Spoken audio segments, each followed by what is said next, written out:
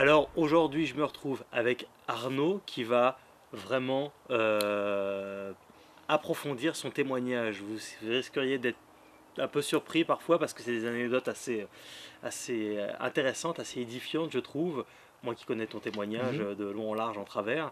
Et j'aimerais bien que tu nous le partages et donc que tu commences par le commencement, c'est-à-dire l'enfance. Tu étais un enfant donc manifestement un petit peu turbulent. Oui, alors dans une famille, je suis français à l'origine, hein. Je Mhm, suis belge maintenant, mais je suis français de Rennes, enfin à côté de Rennes. mhm. Et alors mon papa est vétérinaire, mais un vétérinaire de bon niveau parce qu'il avait inventé 4 médicaments. Il est décédé maintenant, hein, depuis 7 ans. Et alors, comment dirais-je, il a exercé d'abord à Landivy, dans le secteur de Pontmain, l'apparition de Pontmain, donc pas loin, pas loin. D'accord. Et moi je suis né en 64, donc Mhm. juste au moment où il y a la fin du Concile Vatican II. Ouais, Donc c'est ok. quand même vieux, hein, ça fait Ouais, 53 ans. ouais, ouais, Voilà. ouais. Ouais. Et alors, qu'est-ce qui se passe? Ben, maman nous élève en adorant les bébés. Mhm, Et donc, elle nous passe tout. Et mon papa s'occupe pas de nous. mhm. C'est-à-dire que c'est pas un père qui joue son rôle de père, c'est plutôt un père qui travaille, quoi. Ouais. Résultat, quand arrive l'âge de 4 ans, je suis devenu quelqu'un qui n'obéit pas, vraiment, qui résiste. Et alors, qu'est-ce que fait ma mère? Ben, elle achète un martinet. Mhm. À l'époque, c'est comme ça que ça se faisait, hein, pour mettre un peu d'autorité, mais c'était trop Ça tard. fait des souvenirs, ça, le martinet, Exactement, hein. tout à fait. Et alors, qu'est-ce qu'il fait quand je faisais une bêtise? On avait des culottes courtes, elle nous donnait des coups de martinet. Ouais. Et donc, pour pas recevoir des coups de martinet, je me suis mis à mentir. Mhm. Voilà. Et j'ai appris à mentir comme ça. J'avais un frère aîné, 50 plus que moi, donc moi quand j'avais 4, il en avait 9, qui Mhm. lui était tout à fait droit, tout à fait honnête, tout à fait simple. Et je me rappelle l'une des plus grosses bêtises que j'ai pu faire, c'était à 5 ans. D'où je ne crois pas en la pureté des enfants, je sais qu'ils sont capables de mentir. Tout à fait, oui, oui. Donc il avait eu des bonbons, Mhm. et comment dirais-je, attends, qu'est-ce qui se passe exactement? Je ne sais plus ce qu'il avait fait comme bêtise, mais il a eu des bonbons, je lui vole ces bonbons, Mhm. et je lui dis, je te les revends 2 fois le prix, un truc comme ça. Euh, enfin bref, je l'ai Ouais. roulé complètement. Quand je l'ai roulé dans la farine, je ne sais plus trop Ouais. ce qu'il avait fait, il faudrait que je refasse le calcul, ou 2 fois moins. Évidemment, il les achète Mhm. et il avait de l'argent. D'accord. Non, j'avais volé son argent, j'avais pas volé son bonbon, j'avais volé son argent. Je lui ai dit, je te rachète tes bonbons 2 fois le prix, donc il était content, il m'avait roulé. Il porte l'argent dans sa chambre, évidemment c'était son argent. Il va se plaindre auprès de ma mère, et devine qui est-ce que ma mère a puni? Dis-moi. Le grand. Et Ok. oui, il avait 50 plus que moi, donc il avait tenté de me rouler en me vendant ses bonbons 2 fois le prix. Ouais. Et donc c'est là que j'ai compris comment je pouvais le manipuler, etc. Mhm. Et alors, le problème, c'est quand on est petit comme ça, qu'on apprend à ruser pour éviter les coups, parce que l'on n'accepte Oui, pas oui, l'autorité, oui, les bases n'avaient pas été données, eh bien on devient petit à petit vraiment, vraiment menteur, oui. Ouais. puis voleur. Et alors j'ai développé petit à petit une capacité à mentir et à voler. Au niveau de la foi, c'était une famille plus ou moins chrétienne, mais de culture, quoi, Ouais. pas de vie profonde, hein. Mhm. Et alors, du coup, j'y croyais pas du tout, absolument pas.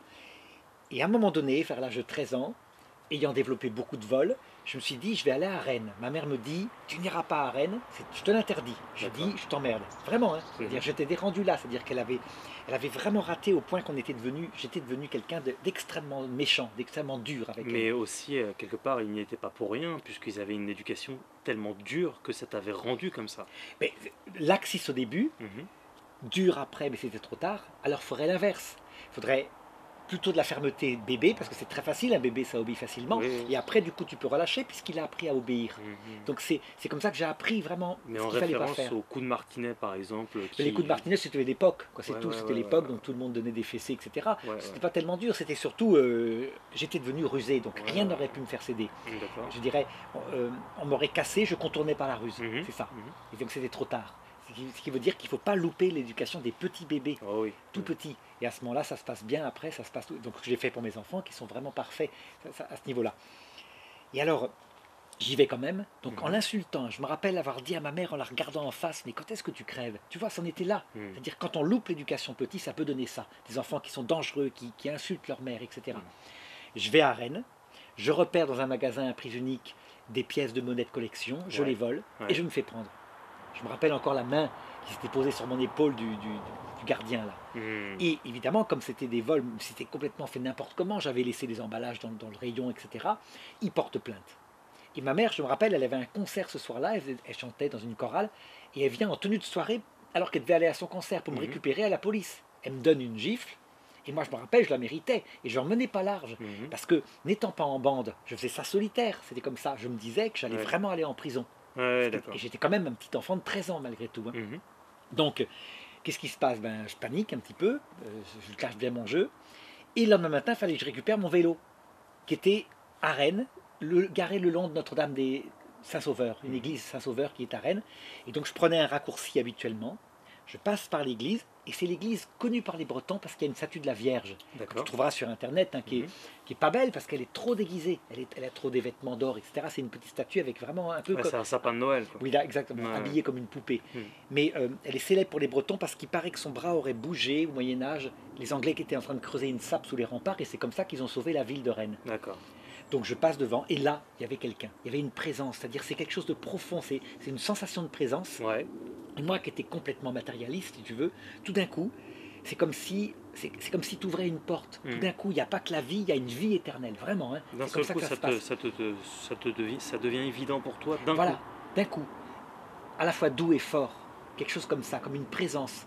Mais il faut bien savoir que, donc je récupère mon vélo, hein, il y avait cette présence, il faut bien savoir que un tel don, qui est un don de la grâce, si on peut dire, hein, c'est comme ça que je le prends maintenant, où j'ai rien vu bouger, il n'y a pas eu de signe, il n'y a pas eu de miracle, il n'y a pas eu d'odeur, il n'y a rien eu. Ouais. Juste une présence. Intérieur.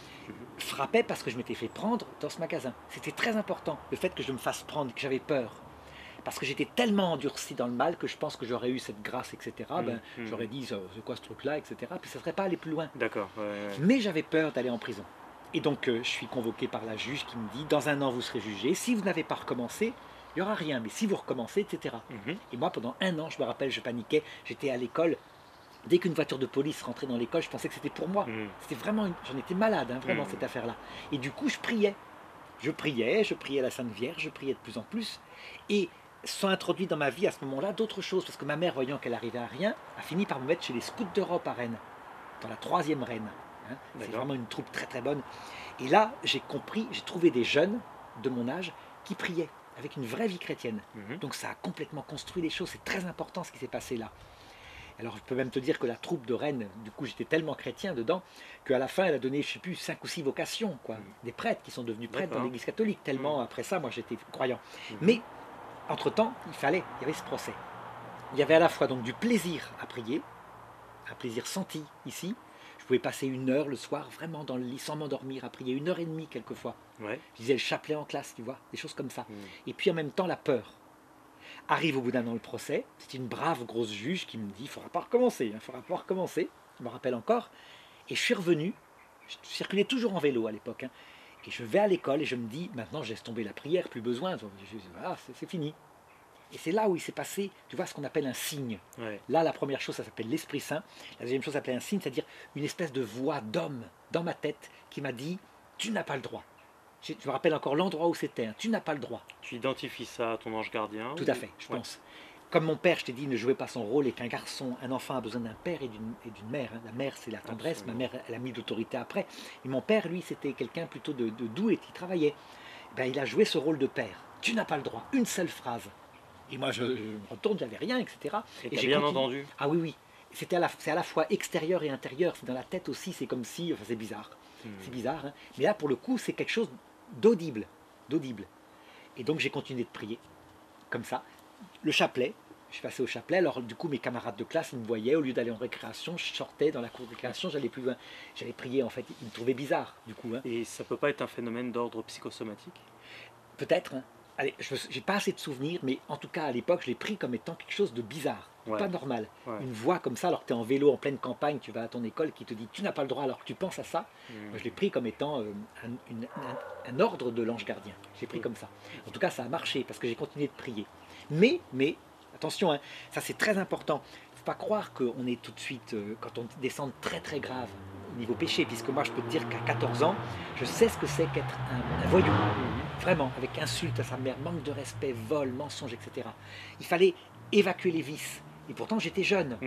Heureusement, je n'avais pas encore les vices sexuels. J'avais que les vices comme ça. Donc ça, c'était pratique. J'ai pu le prendre très tôt, me combattre ces choses-là. Pour arrêter de voler tout de suite, ça s'est arrêté, parce que j'avais peur. Pour arrêter de mentir, ça a été dur. Au premier moment, quand je faisais une bêtise, je disais rien. Et pour arriver à dire franchement la vérité, c'est moi qui l'ai fait, il a fallu bien 1 an et demi. D'accord. Au bout d'1 an, je me suis confessé. Confession complète à Notre-Dame, Saint-Sauveur, devant Ok. Notre-Dame des Miracles, Mhm. avec ces petits prêtres qui étaient là, l'abbé Payen en particulier. Alors, il doit être mort depuis longtemps, hein. L'abbé Payen. Payen il s'appelait, mais des prêtres donnés à la confession. Il y en a toujours à Rennes, la chapelle des confessions. À Rennes, c'est Saint-Sauveur. Mhm. C'est Saint-Sauveur. Il y a toujours des prêtres là qui font des permanences, qui attendent et on va se confesser. Et alors, donc à un moment donné, donc, ce plaisir de la prière, c'est très important. C'est-à-dire que j'étais rempli de grâce mystique, grâce de sensation de présence, Mhm. du Christ, de la Vierge Marie. Donc je pouvais dire le chapelet à l'époque, il y avait 150, 150 Je vous salue Marie. Je me rappelle que le premier rosaire que j'ai dit entièrement, c'est le jour de la mort de Jean-Paul Ier. Mhm. Donc tu vois, 78, D'accord. 79 par là, etc. hein. Donc si je calcule, je suis né en 64, ça fait 14 ans ça. Ouais, hein. ouais. Bon, mais les sensations de présence ont duré 10 ans, avec quand même des hauts et des bas. C'est-à-dire à un moment donné, à la messe, tu finis par t'ennuyer. Parce que j'allais à la messe, hein. Je me suis mis à aller à la messe. J'ai fait ma confirmation, je ne l'avais pas faite, mais là je l'ai demandé. Et le D'accord. curé, il s'appelait l'abbé, le père, je ne me rappelle plus, le curé de Champy, là, où Ouais. j'habitais, il m'a accompagné, il était surpris, parce que faisais tellement de bêtises à ce catéchisme où j'étais forcé d'aller, de Mhm. voir une telle conversion, il était surpris. hein. Il est décédé, lui. D'accord. Et alors, donc, à ce moment-là, est intervenu dans ma vie un groupe de prière, Mhm. un groupe à Rennes, un groupe qui était vraiment persécuté par le clergé. Ok. Parce que tu sais, Pourquoi? à l'époque, on est en pleine crise. C'est donc avant les années 80. Tu te rends compte, mai 68, ça a été 12 ans plus tôt. Mhm. Et donc, tu as un clergé complètement humaniste partout. C'est-à-dire des gens qui veulent réformer l'Église selon ce qu'ils appellent l'esprit de Vatican II, Mhm. mais en fait, qui est leur 68 art. Mhm. Donc Oui, oui. pour eux, tout ce qui est mystique, les statues, ils enlèvent des églises. C'est la plus grande période, cette période-là, Mhm. qu'on a détruit au point de vue iconoclasme, des statues qu'on a mis à la benne comme ça, des Ouais. ornements liturgiques, des choses qui avaient été brodées par des femmes. Ça a été une véritable destruction Mhm. par des prêtres comme ça, parce qu'ils n'y croyaient pas, ils voulaient réformer l'Église, tu vois, la rendre les pieds sur terre, si tu veux, avec du social. Mhm.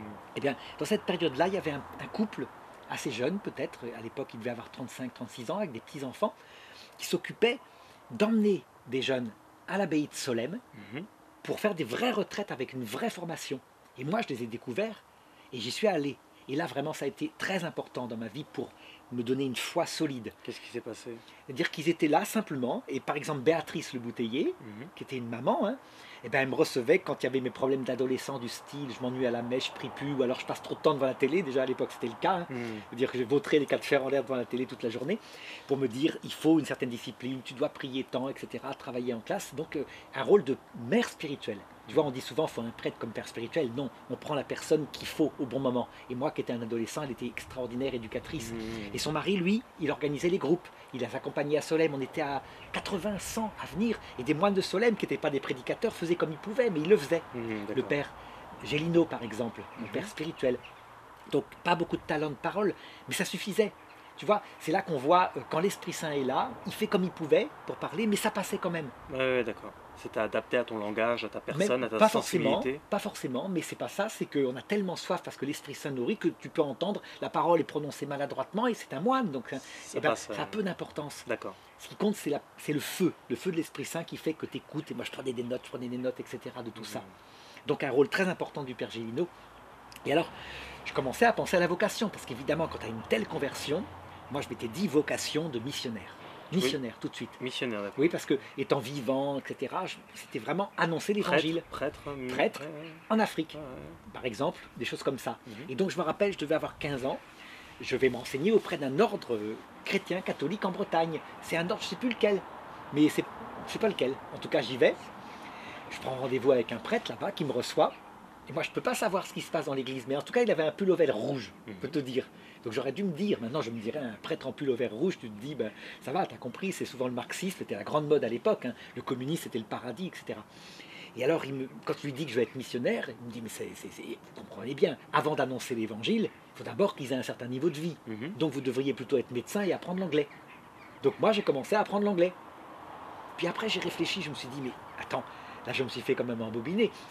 Je vais être missionnaire, je ressors avec la vocation de médecin Ah ou ouais. d'infirmier et d'apprendre Aucun l'anglais. rapport. Aucun rapport. Et c'est plus tard qu'en analysant, j'ai compris ce que c'était que cette crise qu'avait vécue l'Église. Le Concile Vatican II avait été récupéré par des gens qui le falsifiaient. Mhm.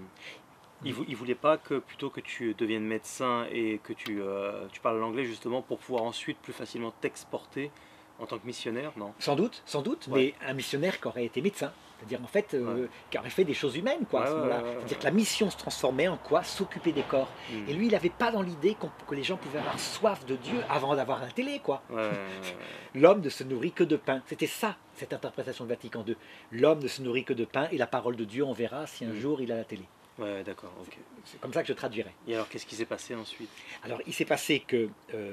Il m'avait dit aussi, je me rappelle, tiens, un truc. Il m'avait dit, de toute façon, heureusement, le Concile Vatican II a remis l'Église les pieds sur terre. Et je me rappelle qu'il me dit, ça c'est, je m'en souviens, hein, il me dit, par exemple, des trucs absurdes comme l'infaillibilité pontificale, l'infaillibilité du pape, hein, Mhm. ça a été supprimé. 3 ans ou 4 ans plus tard, j'ai lu le texte du Concile Vatican II, hein, chose que personne ne lit, hein, Ouais, ouais, mais là je ouais, l'ai lu, moi, ouais, ouais. quand j'avais peut-être 17 ans. Et je vois l'inverse, l'infaillibilité pontificale était développée, élargie même. D'accord. C'est Le incroyable. mec qui connaissait. C'est pas ça, je crois qu'ils connaissaient. Mais c'est-à-dire qu'en fait, on peut faire ce qu'on veut, quoi. Et les fidèles, comme ils vont pas sur place, ils ont vraiment, ils ont falsifié, quoi. Donc, il a menti alors s'il connaissait pas. Je suis sûr qu'il a menti. C'est pas possible autrement, parce que c'est quand même un adulte, c'est un prêtre, il a fait 7 ans d'études. Je pense qu'il mentait.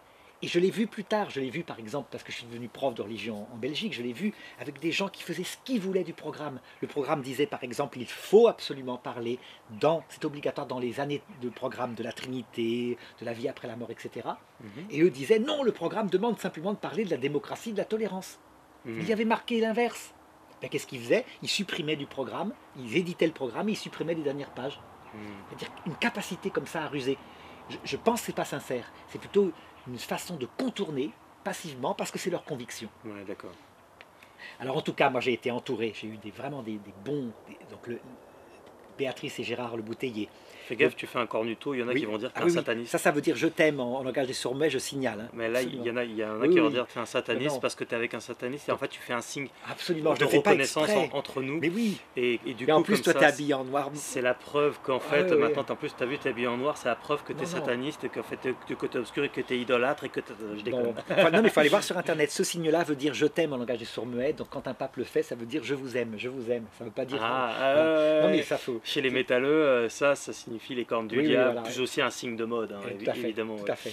Mais oui, excuse-moi, je t'ai coupé, mais Non, mais je t'as disais bien fait. très Oui. ironiquement, parce qu'il y a tellement de tarés sur Internet qui voient le mal partout, il fallait que je la fasse. Mais oui, il fallait que tu la fasses. Surtout Autant que pour tu as moi. une tête de gore, enfin de bestiole qui s'appelle les mange-morts chez. Les mange-morts, oui, chez- tout à fait. chez Harry Potter.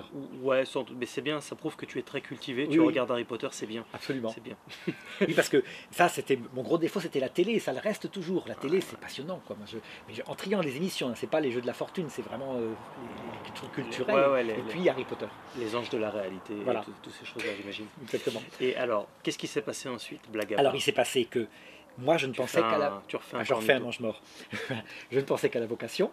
Mhm. Donc, je faisais comme tous les garçons à peu près, hein. C'est le gros problème, je faisais que le minimum pour passer en classe supérieure, donc j'ai fini par faire une terminale scientifique C, avec devant faire ses preuves, tu vois, à l'époque, je la passe en 81, je crois, cette terminale, D'accord.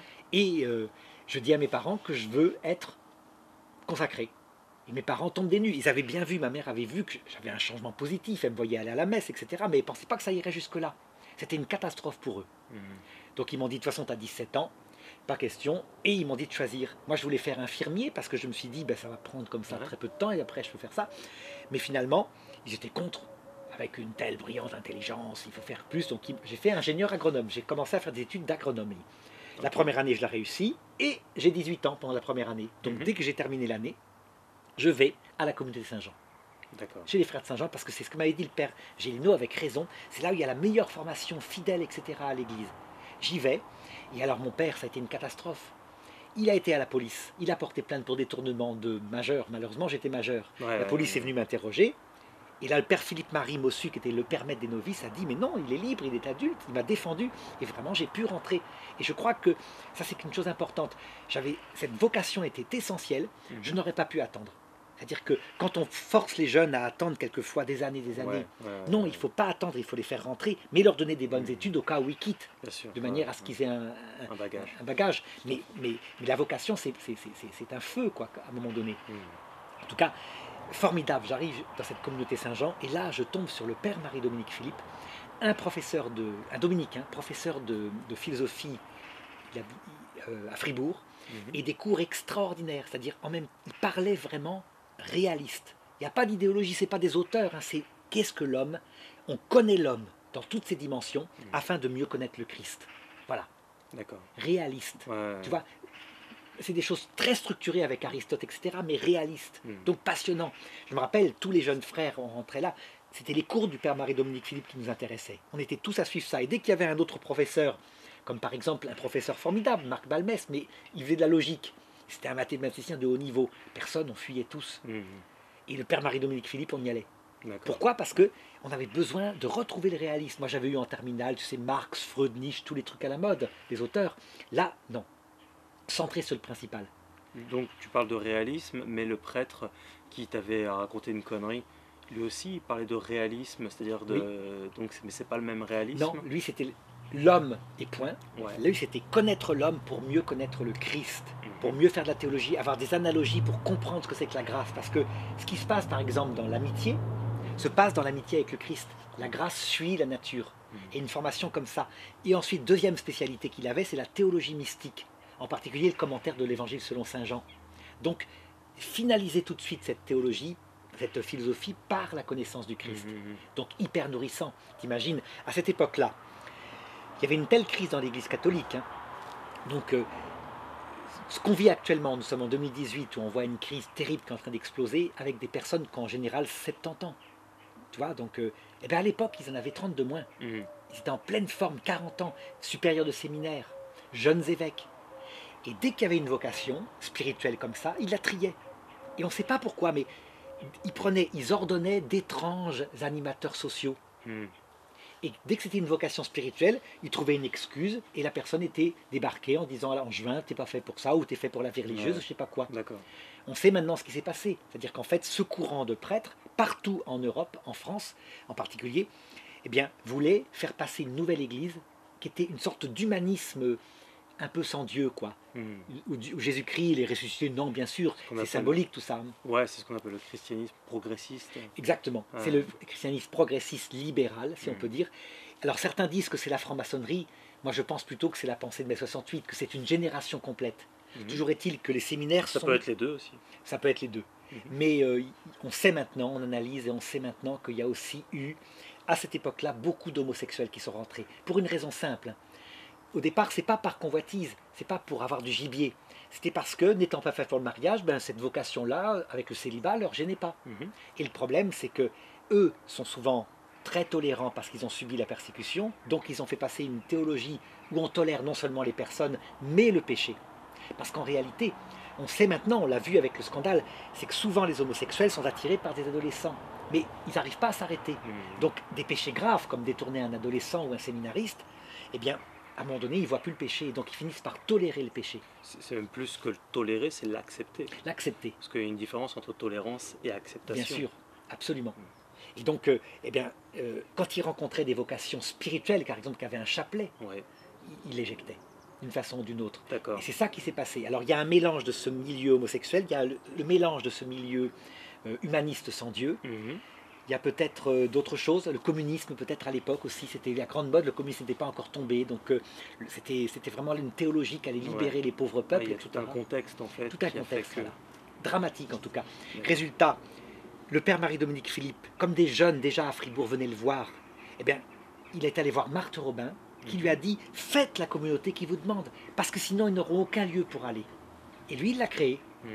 Et des centaines de jeunes sont venus. Il y avait 35 rentrées par an.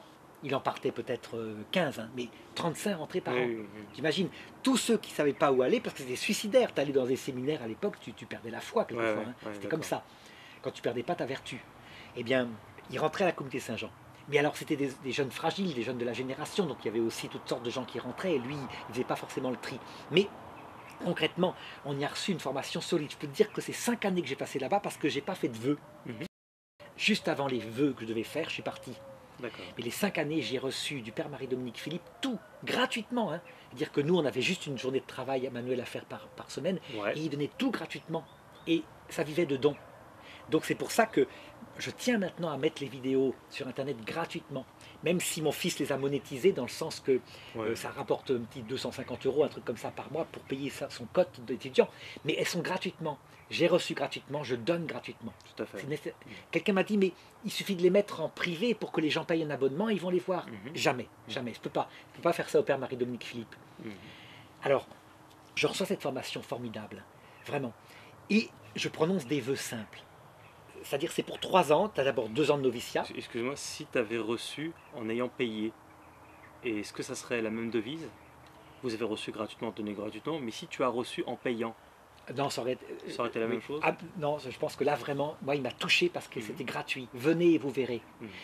À un certain moment, au 19e siècle, il y avait tellement de vocations qu'il fallait payer une dot pour Alors, entrer au couvent. certains diraient, tu parles de gratuité et pourtant, même certains iraient jusqu'à dire que tu clémentes des dons. Oui, alors ça, c'est nouveau. Ça, c'est à cause d'une aventure qui m'est arrivée, que je raconterai tout à l'heure. Mhm. Puisque, normalement, je n'ai jamais quémané de dos. J'ai un métier. Je sais, Voilà. mais c'est l'adversaire, quand Oui. il est mal intentionné, il est prêt à te faire Ben, passer je pour peux te le raconter tu n'es maintenant, pas, puisque mais tu poses voilà. la question. Voilà. Ouais. En fait, finalement, je suis sorti. Je suis devenu prof de religion en Belgique. J'ai été titularisé après avoir eu le master en théologie, puis même un DEA et des études doctorales. J'ai été nommé dans une école et j'ai été très proche à un moment donné d'un archevêque formidable, vraiment, qui j'ai une grande reconnaissance, l'archevêque de Bruxelles, qui était à l'époque évêque de Namur, Monseigneur Léonard, et de son vicaire épiscopal chargé de l'enseignement. Mhm. Ce que je ne savais pas, parce que moi je suis complètement naïf, tu sais, tu dis avec justesse que je passe mon temps dans ma maison, moi ce qui compte c'est comme ça, puis mes élèves. Et donc je ne savais pas quel était le nez. Pourtant j'aurais dû le deviner, que ces gens-là, que j'avais vécu, que j'avais rencontrés quand ils avaient 40 ans, avaient maintenant 70 ans, et qui tenaient les rênes du pouvoir.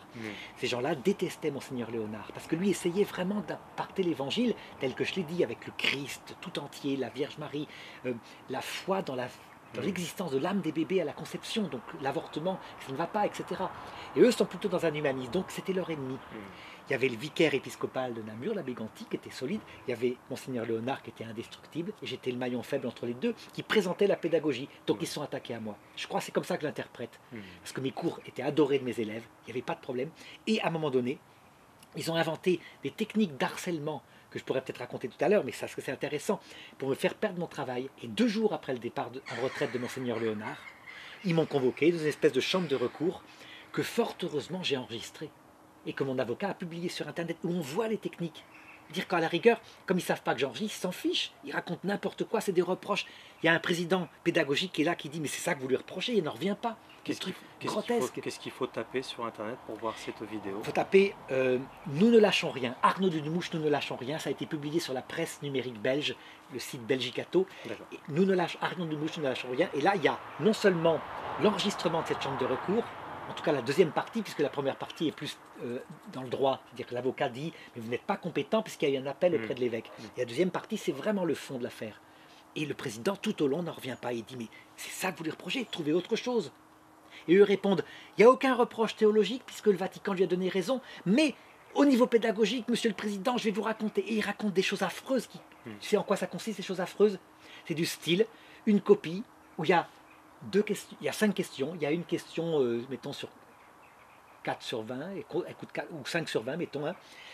Il trouve une copie où la réponse a eu, mettons, 4 sur 5. Il y a à peu près la même réponse d'une copie qui a eu 3 sur 5. Voilà. Et le président dit, mais vous allez faire renvoyer tous les profs? Tous les profs? C'est clair. Plus personne. Et il dit, je n'ai pas été là nommé pour juger les professeurs, mais pour juger ce professeur. Et heureusement, j'enregistre. Je n'aurais pas enregistré, je ne pouvais pas m'en sortir. C'était tellement subjectif, les reproches pédagogiques. Et ils en mettaient des centaines. Ça a été un harcèlement pas possible. On voit de quoi ils sont capables, si tu veux. Mais je ne savais pas quand j'étais jeune. Et je les ai trouvés là, les mêmes, 30 ans plus tard, hein.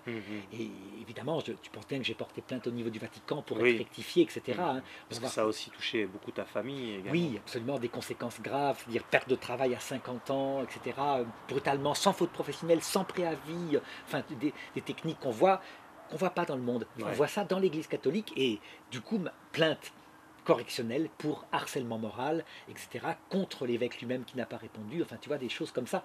J'essaierai d'aller jusqu'au bout. J'ai envie de dire, de te montrer avec un personnage comme moi, qui est très mitigé. Pour l'un, je suis le diable incarné, pour les autres, je suis tout l'inverse. ça peut pas te porter préjudice par rapport à ce genre d'affaires, par Aucune exemple? importance parce que je suis comme toi, j'ai beaucoup d'humour. Mhm. Ça veut dire qu'en fait, ce qui plaisait aux élèves aussi, c'est ça, c'est pas se prendre au sérieux. C'est que les élèves ont été mes maîtres. Mes élèves, tu vois, Certains vont te dire, mais tu rigoles avec la théologie, c'est pas c'est sérieux la d'ailleurs, tu théologie. as une bête qui grimpe là, c'est un démon, je pense. Hein. Ouais. Ça s'appelle une punaise noire et en plus elle est noire. Voilà. Certains vont te dire que tu quand même tu rigoles un peu trop, que tu plaisantes un peu trop. La théologie, c'est quelque chose de sérieux.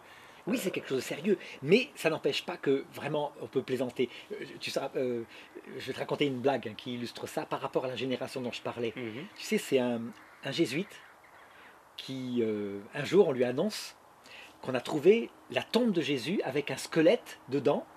Il y a marqué dessus Jésus de Nazareth, hein, c'est marqué, et il y a des clous dans ses mains, il y a un squelette. Et ce jésuite est là, complètement affolé, il dit alors il existait. Ah oui, oui. Alors c'est Ça vrai lui vient tout ça. pas, ça lui vient, voilà, ça lui vient pas l'idée, c'est pas Que possible son qu'il ait corps, ressuscité. son Voilà. corps, voilà. Il existait, bon sang. C'est-à-dire qu'on en était là. La crise a été jusque-là. C'est-à-dire que la négation même de l'existence de Jésus, sa résurrection, n'en parlons pas. Hein. Et donc on peut faire des blagues là-dessus tellement. Tragicomique. Voilà, on en voit sur Internet. Il y a une fois une sœur, comment dirais-je, il y a une directive Vatican, et tout d'un coup les prêtres de son diocèse l'acceptent. Parce que c'est une directive très ouverte du pape François. Et elle dit ah, pour une fois qu'ils obéissent au magistère. Elle a dit une chose tellement énorme qu'elle se met à avoir un fou rire qui va durer. Elle n'arrive plus à s'arrêter de rire tellement, c'est tellement réaliste. Ouais. Là, ils acceptent le magistère parce que pour une fois, on ne parlait pas de choses comme la Vierge Marie, etc. Ouais. Donc, je sais pas quoi, c'était libéré, un truc. Voilà. D'accord. Tu vois. Donc on revient donc se Oui. recentre sur ton témoignage. T'en étais où? Alors, donc, le monastère, ça a été Ouais. formidable. Je te dis, c'est vraiment 5 années qui sont la base de ma vie. Mais je passais mon temps à étudier ce prêtre. Mhm. Je quitte au bout de 5 ans. Des 3 vœux, quel est le plus dur?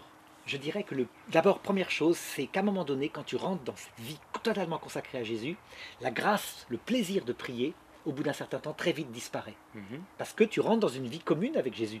Et que Jésus, dans l'Eucharistie, il ne bouge pas beaucoup, quoi. Tu vois ce que je veux dire? Tout à fait. Quand tu passes une demi-heure, 1 heure d'adoration, le matin 1 heure d'oraison, etc. Ce qui m'a sauvé, c'est le chapelet. J'avais toujours dit le chapelet, le rosaire même. Donc je passais mes oraisons à dire le rosaire. C'est une aide fantastique, ça, le rosaire. Ça, Tu peux expliquer pour notre audience qui Ah sait oui, pas oui. comment, qui pense que c'est juste une simple répétition bête et. Alors, de- en fait, de- c'est avec la Vierge Marie. Ouais. On médite les mystères de la vie du Christ et de la vie de la Vierge. Mhm. Et on les médite avec une technique qui consiste à dire un Notre Père, dit je vous salue Marie, puis on passe au mystère suivant de la vie du Christ. Résultat, dans ce chapelet, dans cette technique, tu as tout ce qu'il faut pour aider les diverses crises que peut avoir quelqu'un dans sa prière. Mhm. Par exemple, quand tu es tout fou, que tu aimes prononcer des paroles d'amour, etc., bah, tu dis tes je vous salue Marie, pleine d'amour, plein de, voilà, comme ça, avec le ton intérieur, tout ce que tu peux. Quand arrive la nuit des sens, c'est-à-dire que tu ressens plus rien, bah, tu te concentres sur la méditation des mystères avec son intelligence. Et ça t'occupe, ça te permet de ne pas partir dans l'imaginaire ou dans l'ennui. Mhm. Quand tu es, par exemple, je ne sais pas, on va dire désespéré et triste, ben, tu vas prier dans le Je vous salue Marie, prier pour nous pauvres pécheurs, maintenant et à l'heure de notre mort. Tu vas insister là-dessus. Quand tu veux prier pour tes frères, tu dis un Je vous salue Marie par personne que tu veux confier à Dieu. Bref, une technique comme ça, magnifiquement diversifiée, mais qui permet en même temps d'intérioriser. Pourquoi? Parce que c'est répétitif quand même. Donc du coup, tu finis par vivre avec la présence du Christ, du ciel entier dans ton cœur, et tu t'intériorises. Et ça produit son effet calmement. Ça suit toute ta vie spirituelle. Donc j'ai dit le chapelet comme ça pendant des années, et à leur raison. Donc ce qui m'a permis de tenir, tout en ayant ces études qui étaient passionnantes que je faisais. Mhm. Et puis à un moment donné, donc quel était le vœu le plus dur des 3? Je pense que c'est le vœu d'obéissance, le plus dur.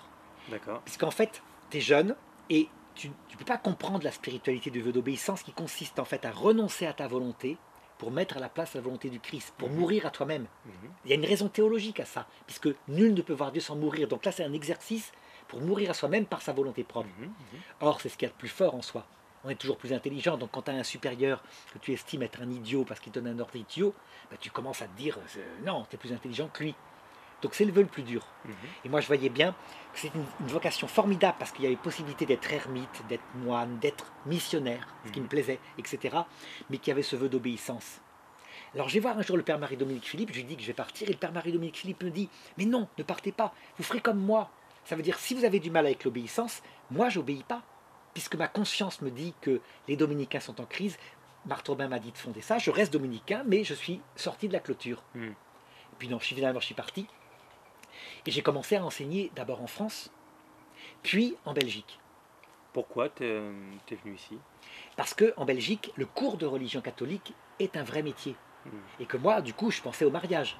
Donc un vrai métier, c'est-à-dire où tu es un prof normal, quoi. Alors qu'en France, c'est la galère. Ce sont des contrats pris avec les écoles selon leur charisme propre et donc avec l'argent que les parents peuvent donner. Donc du coup, les directeurs, ils vont te donner, mettons, je sais pas, 50 francs pour un cours, et puis tu n'as aucune sécurité sociale, tu n'es même pas déclaré, etc.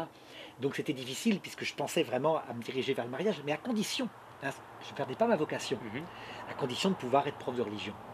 C'est-à-dire que j'aurais pas été. C'était vraiment. Ça s'était indispensable. Et voilà qu'en Belgique, ça se réalise. C'est-à-dire qu'on m'accueille tout de suite. Et celui qui m'accueille, quand j'arrive en Belgique, c'est un certain abbé Piton. Et un abbé Piton, alors, il met des petits gâteaux, etc. Et je me méfie maintenant. C'est-à-dire, à chaque fois qu'on me reçoit avec des petits gâteaux, je me dis, c'est peut-être mauvais signe, ça va peut-être mal tourner. Parce que l'abbé Piton, c'était un prêtre de la spiritualité que je t'ai dit, c'est-à-dire humaniste, profondément humaniste. Donc, au début, il m'accueille gentiment, adorable comme tout. Et il me trouve une école, aucun problème, et il vient m'inspecter, et il se rend compte qu'en fait, je suis le programme, mais pas à sa façon. Donc il commence à dire dans les rapports, il est tout sauf le Vatican II, sa théologie est-elle reçue en Belgique, etc. Des tas de choses comme ça. Puis il se met à s'attaquer à ma pédagogie. Donc heureusement, c'est une persécution, donc tu vois, il s'était sans doute promis que jamais je serais titularisé.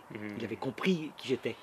Heureusement, arrive au bon moment, dans le diocèse de Tournai, une directrice d'école, mademoiselle Évrard, qui se rend compte de ce qui m'arrive et qui me cueille dans son école. Mais elle, mademoiselle Évrard, c'est pas n'importe qui. Elle est vraiment dans la ligne de ce que je défends.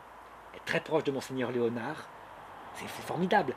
Donc du coup, très vite, elle me confie toutes les classes depuis la 3e à la terminale. 2 heures par semaine. Pendant 4 ans, je les ai. D'accord. Elle arrive en retraite à un moment donné et je suis toujours pas nommé parce que le poste appartient toujours à quelqu'un. Arrive le successeur qui lui voit que mes cours plaisent à mes élèves. Donc il me dit un jour, eh bien, je vais vous faire nommer titularisé en Belgique, c'est-à-dire ton poste, tu deviens propriétaire en quelque fois de ton poste. Hein. Et je lui dis non, je préfère pas être nommé parce que ça va être l'abbé Piton qui va venir m'inspecter, ça va être une catastrophe. Il me dit pas grave, je vais faire venir un rédacteur du programme du diocèse de Liège. Comme ça, il ne te connaît pas, il verra bien, il me tutoyait, il verra bien ce que tu vaux, etc. Pas de problème. Il fait venir cet abbé d'Avance, des rédacteurs du programme, qui voit que mes cours ont des choses à améliorer, mais ça va bien, et je suis titularisé à mon poste. Et formidable, donc titularisé. Ça ne peut pas exister qu'un prof titularisé, agrégé, tu vois, tout ça puisse être envoyé. Il faut vraiment tuer un élève ou faire de la pédophilie, choses comme ça. Et voilà qu'un jour, le fameux abbé Piton, voyant que ça se passe bien, eh bien, il réattaque, il envoie une lettre à l'école. Il le fait à l'occasion où un élève avait porté plainte. Un élève que j'avais mis en retenue parce qu'il était d'une vulgarité totale. J'avais mis en retenue, donc il s'était vengé comme ça. Il avait porté plainte contre moi pour soi-disant que je disais que Pétain était un héros. Pétain un héros, moi, dire ça, enfin, tu vois, c'était grotesque. Donc l'école avait déjà fait son enquête, avait bien vu que le maréchal Pétain, pour moi, il a déshonoré la France en livrant, dès le départ, tu sais, les réfugiés allemands aux nazis. Cette collaboration-là, c'est ce qui explique tout son déshonneur. C'est-à-dire que factuellement, de fait, c'est vrai, il a eu peu de juifs tués en France parce qu'il a livré les juifs étrangers aux nazis. Mais c'est quand même un déshonneur terrible. C'est-à-dire qu'il était nationaliste, il livre des enfants ou des personnes venues se réfugier en France aux nazis pour être livrés à un sort cruel, sans doute, on ne sait pas lequel. Mais effectivement, du coup, il y a 95% des juifs français qui ont survécu. Mais ça n'appelle pas ça exalter Pétain que de reconnaître qu'effectivement, en Hollande, c'est l'inverse, 95% des juifs sont morts. Mais les évêques se sont comportés avec dignité, ils ont dénoncé Hitler, mais Hitler s'est vengé. En France, il a déshonoré, donc il fait de Pétain un héros, donc il vérifie qu'effectivement c'est beaucoup plus utile que ça, donc le truc tombe, mais lui écrit une lettre que je vais avoir des années plus tard. C'est un gourou, un manipulateur, un rusé, des insultes, tu ne peux pas imaginer, qui fait que l'organisation de mon école se met à paniquer. Il n'y avait pas d'ennui, mais elle se met à paniquer. Cette lettre-là, elle est vraiment essentielle dans ce qui m'est arrivé. Et alors, ils se mettent à m'inspecter. Alors là, je me mets à être harcelé avec quelque chose comme 5-6 inspections par an. Par un de ses copains, il se met au fond de la classe, jamais je ne le rencontre, et il fait des listes pour me dézinguer, en pensant que je vais partir vers le diocèse de Namur, où il y a le fameux abbé Ganti, ou vers le diocèse de Bruxelles, où maintenant Monseigneur Léonard est archevêque. Mais moi, pas du tout. Je suis bien ici, j'ai été nommé, j'ai acheté une maison. Mhm. Tu vois, je suis installé, il y a ma Ouais. famille, j'ai 2 enfants, etc. Donc pas du tout, je pars pas, je résiste, parce que je sais que je n'ai aucun tort. Mhm. Et alors va se déclencher toute une technique. Ils écrivent à un moment donné une technique pour me faire craquer. C'est une technique de harcèlement. Et ça, c'est vraiment étonnant que ça puisse exister dans l'Église. C'est clair. Donc les harcèlements commencent d'abord au point de vue théologique. Mhm. Mais alors le problème, c'est qu'ils ne s'y connaissent pas en théologie. Cette génération ne s'y connaissait pas. Alors des reproches du style, il prétend que les enfants ont leur âme à la conception et donc c'est pour ça que l'Église est contre l'avortement. Donc c'est dans les reproches des inspections. Hein. Ouais. Bon, aussitôt, je leur sors les documents des papes, Mhm. à savoir le pape Jean-Paul II, Donum Vitae 8, etc., fils et Evangelum Vitae. Donc, résultat, le reproche tombe. Donc, il me trouve tas de reproches comme ça. On va même me reprocher, tiens-toi bien, ça, celle-là, elle est forte, hein, dans la dernière inspection. Mhm. Comment vous pouvez affirmer à vos élèves qu'un seul des miracles du Christ, c'est réel? Tout le monde sait que c'est symbolique. Effectivement, heureusement que j'étais tenu. Oui. Ouais. Alors, moi, elle me dit, l'inspectrice, mais citez-moi un seul miracle du Christ qui est réel. Et moi, je lui dis, ben, la résurrection. Mais non, la résurrection, c'est symbolique pour eux. Tu vois, la théologie qu'ils ont, c'est que le Christ est une sorte de modèle humain Mhm. de ce qu'il faut faire pour aider son prochain. Mais évidemment, Ouais. tout ça, ça a été inventé, les miracles, Alors c'est inventé. c'était comme un hippie finalement. Une sorte de Che Guevara, voilà. Mhm. C'est ça. Et donc, si tu affirmes que le Christ est vraiment ressuscité, tout devient réel, évidemment. Bien sûr. La conséquence, c'est que s'il est vraiment ressuscité, c'est que les miracles aussi sont réels. Mais du coup, la conséquence, c'est que non.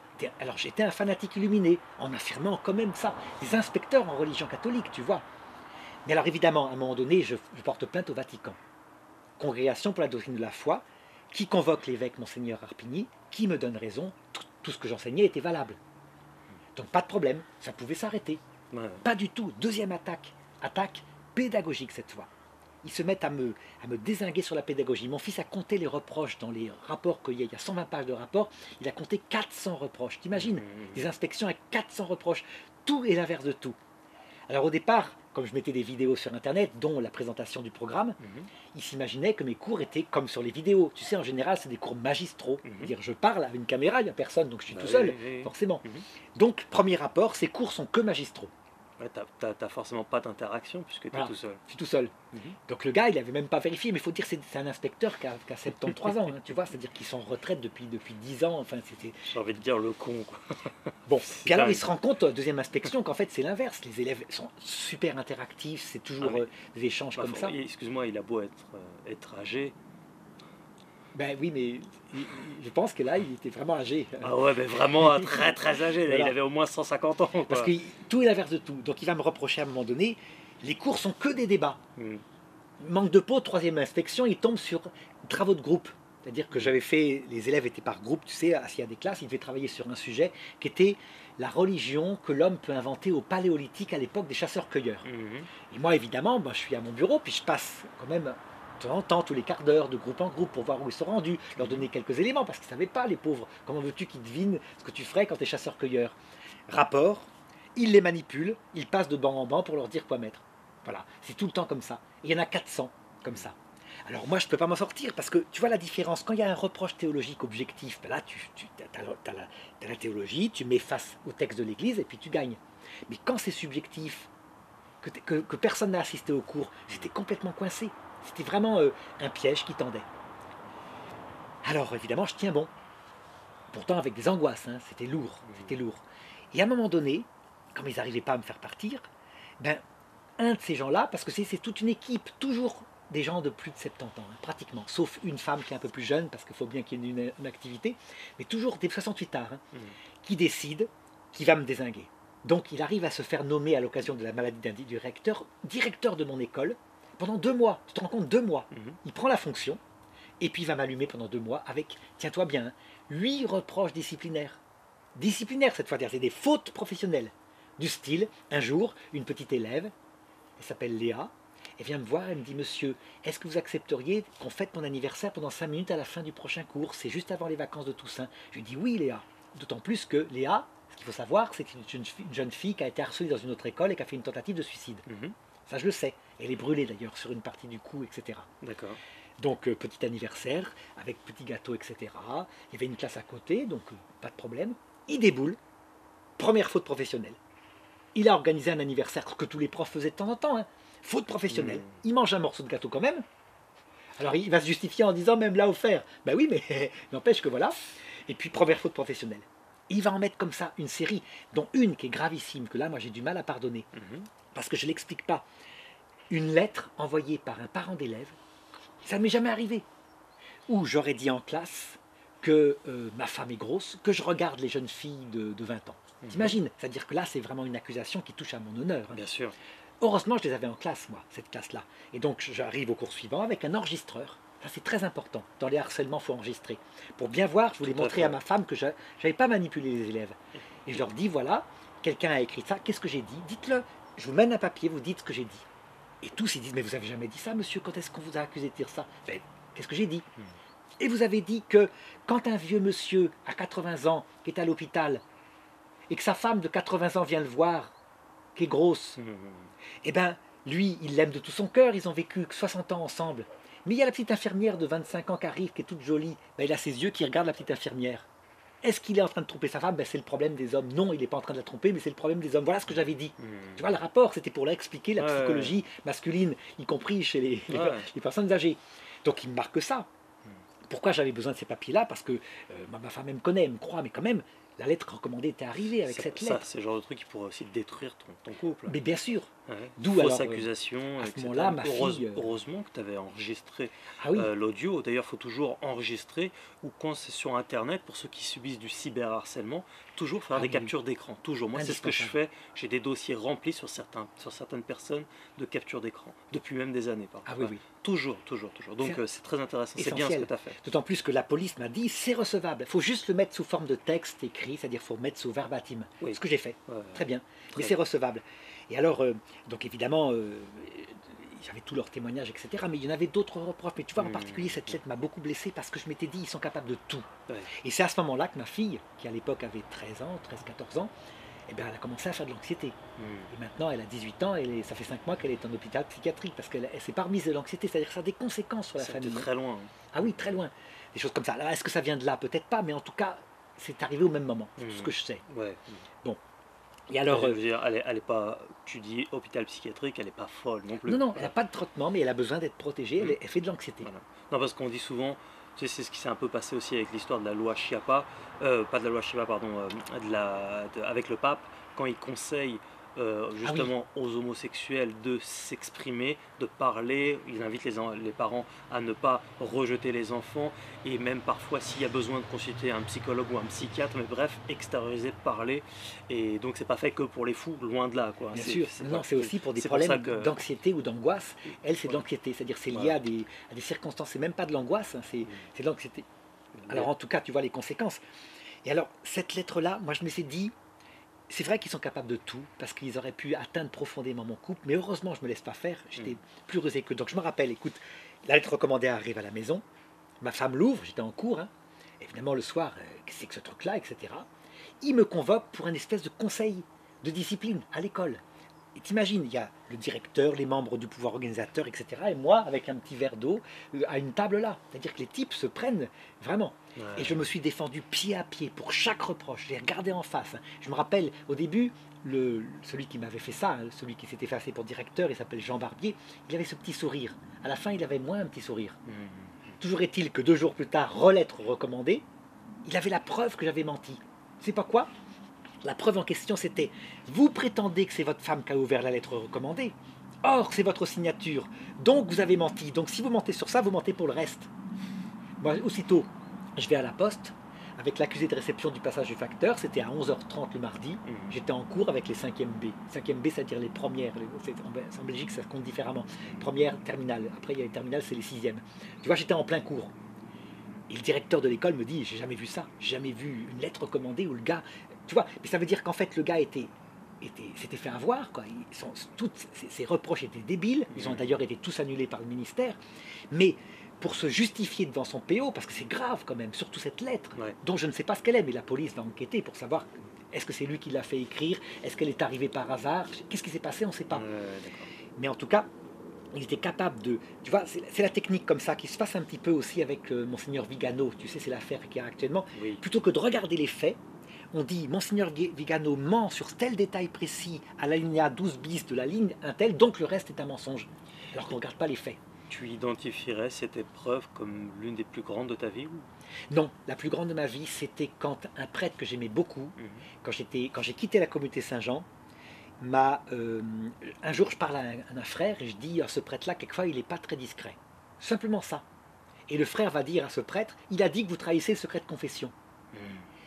Il a été blessé, il m'a fait une scène, il m'a poursuivi des années, et j'ai fini par me réconcilier avec lui, parce que je m'étais dit, moi je ne suis pas blanc-blanc, j'ai dit qu'il n'était pas discret, mais il avait 50 ans, il n'aurait pas dû s'énerver comme ça, c'est l'âge que j'ai actuellement. Et donc j'ai passé des années à me réconcilier avec lui en disant, j'ai dit ceci, je n'ai jamais dit que vous trahissiez le secret de confession.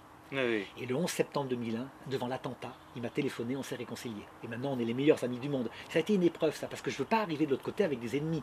Je dis que là, je n'aurais rien fait. Je n'aurais rien fait. C'est eux qui m'ont cherché. Donc moi, ma vengeance, entre guillemets, c'est que j'espère un jour aller les aider à sortir du purgatoire pour ce qu'ils ont fait. Les aider. Justice. Une vengeance d'amour. C'est-à-dire ne pas de justice, justement. Mais au purgatoire, forcément, il y a tellement de mensonges. Justice, c'est apporter la justesse. Oui, tout à fait, la justesse, mais aussi leur pardonner et les aider. Et leur dire un jour, peut-être comme Joseph avait dit à ses frères qu'il avait trahi, parce que c'est des frères, ils sont chrétiens, catholiques, leur dire, vous m'avez livré dans un puits, mais c'était pour vous sauver. Si je pouvais me venger comme ça, tu vois. Donc j'ai changé. À l'époque, quand ce père me faisait du mal, j'avais des pensées de vengeance. Là, j'ai plutôt des pensées de justice et de prier pour leur salut. Mais en même temps, j'ai porté plainte contre eux, une plainte bien sûr, correctionnelle. Ça n'exclut pas. Voilà, cette espèce c'est un arrachement pour moi. Vraiment, on m'a arraché une partie de ma vie, mais je reconnais que sans doute c'est la Sainte Vierge, parce que je préfère qu'on m'ait arraché mon métier plutôt qu'on m'ait arraché ma femme ou mes enfants. Tu vois, c'est une épreuve, détachement. Alors, tu me diras, mais je remplace par des vidéos, c'est vrai, où je peux annoncer l'évangile, mais c'est pas pareil. C'est-à-dire que moi, c'était être devant des jeunes, vraiment. Il n'y a pas plus beau métier que de donner la vie spirituelle à des jeunes. Et la vie humaine, parce qu'il y a aussi des formations humaines dans ce programme qui était génial. Alors, j'espère le retrouver, et j'espère surtout, ce que j'espère vraiment, c'est que cette affaire-là et cette plainte éventuellement en correctionnel aboutissent de manière à, entre guillemets, manifester ce qui s'est passé depuis 50 ans. C'est-à-dire comment une génération, vraiment, on peut le dire, pour moi c'est le signe de Judas, entre guillemets. C'est-à-dire qu'ils s'occupent des pauvres, mais en même temps ils sont capables de trahir. Alors que ça servait à rien. Je suis dans une école, tu vois, de banlieue très très éloignée, c'est pas une école célèbre, il n'y a pas le roi des Belges dedans, c'est des petits élèves gentils, italiens, etc. Pourquoi aller me chercher comme ça alors que ça se passe bien? Je sais pas, c'est incompréhensible. Et j'espère que c'est bon signe, que c'est simplement une attaque du démon. Ils ont dû entendre parler de toi via Internet. Oui, c'était sans doute, techniquement c'est pour se venger, sans doute de l'abbé Ganti, qui d'ailleurs est mort 3 mois après. L'abbé Ganti, ça c'est quelqu'un dont je devrais parler aussi un jour. Il m'a soutenu jusqu'au bout, j'ai des centaines de mails de soutien, le vicaire épiscopal de Namur, et 3 mois après mon renvoi, il est mort. Tu vois, c'est quand même grave, ça a des conséquences. Tu as une idée justement de la fin de cette histoire? Écoute, là je vais te raconter un truc. Ça ne m'arrive pas beaucoup les rêves, mais j'ai eu un rêve 1 an avant. Je vois très nettement, au point que je suis précis, j'ai envoyé l'email à toute ma famille de la date où j'ai fait ce rêve-là, parce que je me suis réveillé, c'était un son, c'était pas normal. Je voyais une espèce de réunion de gens qui me détestaient, et par 3 fois je poussais un gémissement de douleur. Et c'est vrai qu'ils m'ont attaqué sur la théologie, sur la pédagogie, puis disciplinairement, vraiment. Et à un moment donné, dans ce groupe-là, je vois une femme, et cette femme, je l'ai reconnue. Je ne la connaissais pas encore, c'était la dernière inspectrice qui est venue m'inspecter, qui a dit la résurrection, c'est symbolique, tout le monde le sait. Et alors, tout d'un coup, face à cette haine, je ne m'en sortais pas. Mon père m'apparaît, qui est mort il y a 7 ans, en colère, avec un pull vert comme il avait quand il avait autour de 50 ans. Et je me réveille, il les regarde avec colère, et je me réveille avec l'impression que tout allait s'arranger.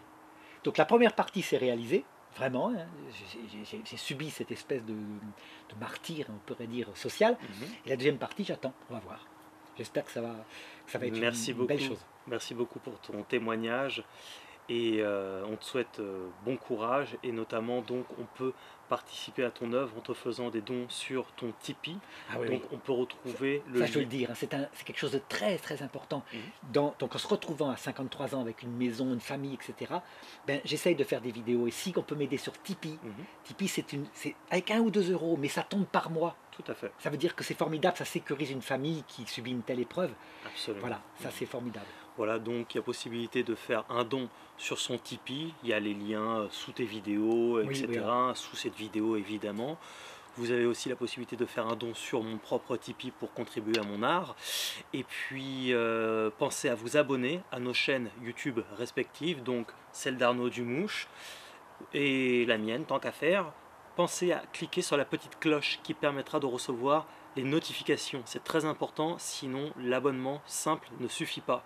Merci pour votre soutien, merci pour vos prières, à très bientôt.